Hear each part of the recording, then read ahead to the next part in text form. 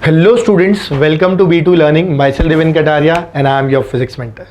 So beta, this is a very important informative video for you and I am sure आपने वो PDF देख ली होगी जिसमें NEET 24 का अपडेटेड सिलेबस आया है, राइट? और उससे काफ़ी कुछ आइडिया आपको लग गया होगा. But what I am trying to do here is, मैं आपको स्पेसिफिकली बताने वाला हूँ बहुत शॉर्ट और कंसाइज मैनर में कि किस यूनिट में से कौन सा चैप्टर हट गया है. पीडीएफ में तो ये दिया हुआ है कि कौन कौन सा सिलेबस आ रहा है, मैं आपको वो बताने जा रहा हूँ कौन सा चैप्टर हट गया है, किस चैप्टर का कौन सा टॉपिक हटा है, कौन से टॉपिक्स ऐड हुए हैं और कौन से टॉपिक रिप्लेस हुए हैं. Right, so this is really important. बहुत ध्यान से आराम से सुनना है, कोई हड़बड़ी नहीं, कोई जल्दबाजी नहीं, आराम से पेशेंस से सुनो. राइट, तो हम सब्जेक्ट बाय सब्जेक्ट जाएंगे, यूनिट बाय यूनिट जाएंगे. राइट, और इसकी पूरी की पूरी जो पीडीएफ है ना, वो जो हमने बनाई है बहुत कंसाइज, शॉर्ट और बहुत बढ़िया है, वो आपको लिंक में मिल जाएगी. You can download it from there. तो ज़रूरी नहीं कि पॉज करके कॉपी करें. ठीक है बेटा, चलो. तो देखो, सबसे पहले अगर हम बात करते हैं तो बेटा विल स्टार्ट विथ फिजिक्स. ठीक है, हम फिजिक्स की बात करते हैं और फिजिक्स के पॉइंट ऑफ व्यू से अगर देखते हैं बेटा तो 11th क्लास में है ना, इफेक्टिवली बहुत ज़्यादा डिडक्शन तो नहीं हुआ है, बट जो हुआ है वो बताता हूँ. एक तो फिजिकल वर्ड चैप्टर पूरा का पूरा चैप्टर हटा दिया गया है. राइट, इसके अलावा हीट ट्रांसफर एक चैप्टर है, ऊष्मीय गुण होते हैं बेटा हिंदी में, वहाँ से न्यूटन लॉ ऑफ कूलिंग एक टॉपिक है जिसे हटाया गया है. ठीक है, जो मेंशन नहीं है. इसके अलावा अगर मैं बात करता हूँ थर्मोडायनेमिक्स, ऊष्मा गतिकी, इसके अंदर से हीट इंजन्स एंड रेफ्रिजरेटर्स, ये टॉपिक हटा है. इस चैप्टर का केवल ये टॉपिक हटा है, बाकी पूरा चैप्टर एज इट इज है. क्लियर. अगर मैं बात करता हूँ ऑसिलेशन एंड वेव्स, यानी कि दोलन एवं तरंगे, इस चैप्टर में से डॉपलर्स का प्रभाव ये हटा है. यानी फिजिक्स में फिजिकल वर्ड पूरा चैप्टर हटा है और बाकी 3 चैप्टर्स के अंदर से ये टॉपिक्स हटे हैं, बाकी एज इट इज है. बोले ठीक है सर, 11 का क्लियर हो गया. बात करते हैं 12th की. 12th के अंदर करंट इलेक्ट्रिसिटी, विद्युत धारा जो चैप्टर है, उसके अंदर से बेटा पोटेंशियोमीटर वाला पूरा का पूरा पार्ट हट गया है, जो कि बड़ा पार्ट है और थोड़ा कॉम्प्लेक्स भी होता है बच्चों के पढ़ने के लिए, गायब है. ठीक. अगर मैं बात करता हूँ मैग्नेटिज्म की, तो मैग्नेटिज्म के अंदर भी एक बड़ा चंक हटा है, दैट इज अर्थ मैग्नेटिज्म, यानी पृथ्वी का जो चुंबकत्व होता है वो हट गया है पूरा पूरा. बोले ठीक है सर, बढ़िया है. ऑप्टिक्स यानी प्रकाशिकी, स्कैटरिंग हटा है, उसका ज़्यादा सिग्निफिकेंस नहीं था. उसके अलावा ह्यूमन आई हटा है, उसका ज़्यादा सिग्निफिकेंस नहीं था. डिजीजेज हटे हैं, करेक्ट. और सबसे important complicated topic resolving power यानी विभेदन क्षमता हट गया है बेटा. क्लियर. यानी कि अपने को ऑप्टिक्स में से ये टॉपिक हटे हैं, बाकी सब एज इट इज है. मैग्नेटिज्म में अर्थ मैग्नेटिज्म, धरती का चुंबकत्व हटा है, बाकी एज इट इज है. और करंट इलेक्ट्रिसिटी में पोटेंशियोमीटर बाकी एज इट इज है. इसके अलावा जो इलेक्ट्रॉनिक डिवाइस है उसके अंदर से बेटा ट्रांजिस्टर का पूरा पार्ट हट गया है, पूरा. करेक्ट, मतलब अपने पास डायोड्स तक का आएगा, जीनर डायोड तक, उसकी एप्लीकेशन तक.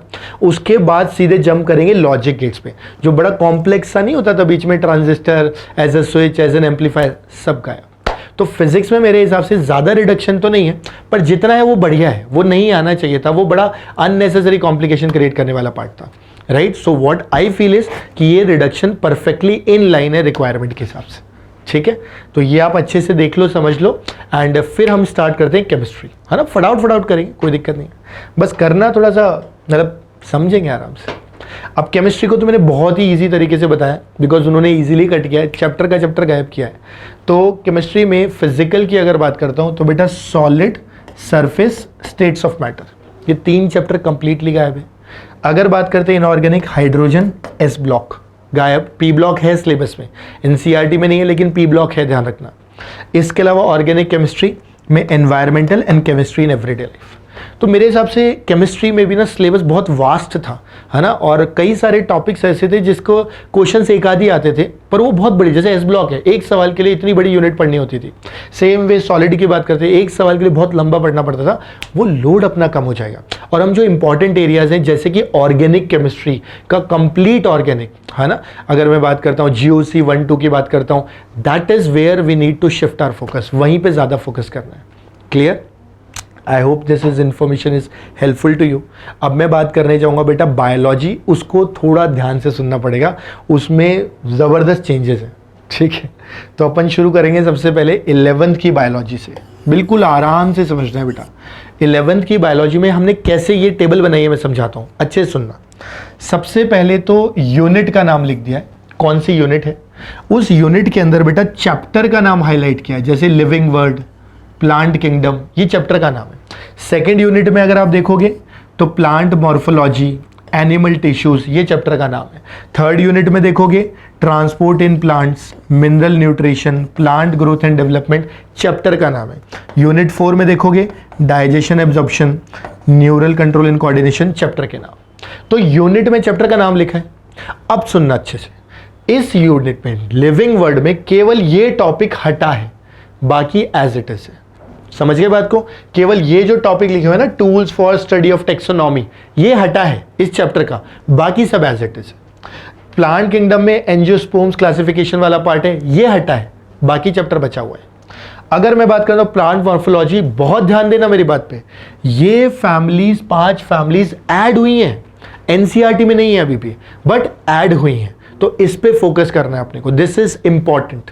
ठीक, ह्यूमन फिजियोलॉजी की अगर बात करते हैं, मतलब plant physiology, transport in plant, chapter का नाम है, आगे कुछ नहीं लिखा है, मतलब पूरा चैप्टर गायब। अगर मैं बात करता हूं मिनरल न्यूट्रिशन, आगे कुछ नहीं लिखा है, मतलब पूरा चैप्टर गायब। हाँ, प्लांट ग्रोथ एंड डेवलपमेंट में सीड डॉर्मेंसी, ये वाला टॉपिक गायब हुआ है। समझ गए? यानी जहां चैप्टर का नाम लिखा है वो पूरा चैप्टर, और चैप्टर के आगे का टॉपिक लिखा है, मतलब स्पेसिफिकली वो टॉपिक गायब हुआ है खाली। करेक्ट? ये जो ऑरेंज कलर येलो कलर से लिखा है वो ऐड हुआ है। बोले ठीक है सर। इसके बाद बेटा अगर देखते हैं ह्यूमन फिजियोलॉजी में, डाइजेशन एब्जॉर्प्शन पूरा गायब, right? Neural control and coordination में केवल ये वाले टॉपिक्स गायब हुए। क्लियर? इसकी पीडीएफ आपको लिंक में मिल जाएगी, तो लोड मत लो, तो बहुत अच्छे से आपको एक जगह मिल जाएगा कि मेरा हटा क्या क्या है किस यूनिट में से। ठीक है, आपको बैठ के मेहनत करने की जरूरत नहीं पड़ेगी, राइट? सेम वे बेटा अपन देखते हैं 12th का बायोलॉजी। 12th के बायोलॉजी की अगर मैं बात करता हूं, राइट, तो उसके अंदर से जैसे रिप्रोडक्शन इन ऑर्गेनिज्म है, ये पूरा चैप्टर गायब है। तो यूनिट का नाम, चैप्टर का नाम, आगे कुछ लिखा, मतलब चैप्टर गायब। अगर मैं बात करता हूँ जेनेटिक्स एंड इवोल्यूशन, ध्यान देना मेरी बात पे, ये है चैप्टर का नाम एमबीआई। इसके अंदर ये प्रोटीन बायोसिंथेसिस टॉपिक ऐड हुआ है, जो येलो से लिखा है वो ऐड हुआ है। बिल्कुल इसी तरीके से ह्यूमन हेल्थ एंड डिसीज जो चैप्टर है, इसमें dengue, chikungunya and tobacco add हुआ है। बोले ठीक है सर, ये नीट के लास्ट ईयर के करिकुलम में नहीं था, इस बार ऐड हुआ है। बोले ठीक है सर। इसके अलावा है ना, ये क्लियरली लिखा है टॉपिक्स एडेड, वरना ये भी देख सकते हो कि येलो कलर है मतलब एडेड। फिर देखो इंप्रूवमेंट इन फूड प्रोडक्शन, पूरा का पूरा चैप्टर गायब है। प्लांट ग्रोथ एंड डेवलपमेंट में केवल टॉपिक लिखा है, मतलब ये टॉपिक गायब है। बोले ठीक है सर। इधर देखते हैं इकोलॉजी एंड एनवायरनमेंट के अंदर, राइट? ध्यान देना मेरी बात पे, तो यहाँ पे न्यूट्रिशन साइकिल जैसे इकोसिस्टम में ये वाला टॉपिक लिखा हुआ है, मतलब इकोसिस्टम में ये टॉपिक कटा है। ऐसे ही अगर मैं बात करता हूँ बायोडाइवर्सिटी एंड कंजर्वेशन में, तो सेक्रेड ग्रुप्स टॉपिक ऐड हुआ है। समझ गए? इसके अलावा एनवायरमेंटल इश्यूज जो टॉपिक है वो पूरा का पूरा टॉपिक गायब हुआ है। बात समझ में आती है? तो दिस इज हाउ हमने ये बाइफरकेट किया है कि किस यूनिट का कौन सा पूरा ही चैप्टर गायब है, कोई टॉपिक्स ऐड हुए हैं वो बता दिए, या किसी चैप्टर के अंदर जैसे ये प्लांट ग्रोथ एंड डेवलपमेंट में कोई टॉपिक हटा है तो टॉपिक स्पेसिफाई कर दिया। इससे काफ़ी क्लैरिटी बेटा आपको आ जाएगी। इसके अलावा बेटा एक चीज़ पे और मैं थोड़ा सा फोकस करना चाहूँगा, है ना, वो है ये वाला पार्ट। ध्यान देना मेरी बात पे, ये फ्रॉग रिप्लेस्ड बाय कॉकरोच। यानी अगर आप देखोगे एनिमल टिश्यूज में, तो एनसीईआरटी में तो फ्रॉग भी था, कॉकरोच भी था, अर्थवॉर्म भी था, राइट? और आता था कॉकरोच नीट के अंदर। इस साल फ्रॉग ही है, फ्रॉग ही पूछे। ठीक है, मतलब सिंपल है कि लास्ट ईयर तक हम कॉकरोच पे फोकस करते थे, इस बार फ्रॉग पे करेंगे और उसमें से क्वेश्चन डेफिनेटली आएगा, तो इसको थोड़ा ध्यान देते हुए करना है। क्लियर? तो ये चीज़ पे ध्यान देना, और ये 5 फैमिलीज जो ऐड हुई है ये आपको काफ़ी हेल्प करेंगे।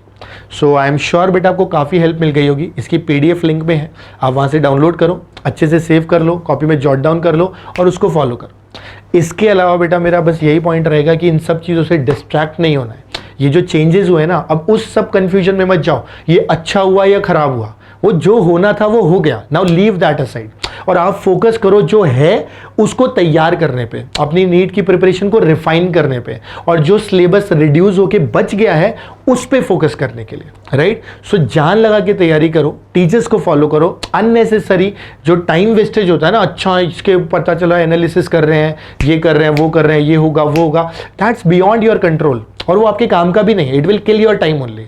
उन सबको साइड करके पता लग गया, पता चल गया कौन से चैप्टर छोड़ने, जो बचे हुए हैं उसके ऊपर तैयारी करो, और कोई चीज़ पे एनर्जी वेस्ट मत करो। Understood my point.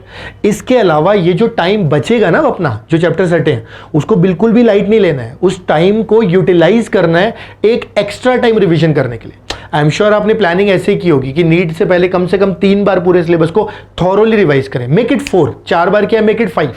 ये एक्स्ट्रा टाइम को अपना एडवांटेज बनाना है, right? That will take you closer to the selection, right? बाकी तो बेटा आई नो आप बहुत अच्छा कर रहे होंगे, अपना बेस्ट कर रहे होंगे। Just try to evolve more, थोड़ा और मेहनत कर सकते हैं, ठीक है? बाकी all the very best to you, है ना? अच्छे से तैयारी करो, बहुत बढ़िया नंबर लाओ and make sure you get selected, right? Thank you so much बेटा, बाय बाय।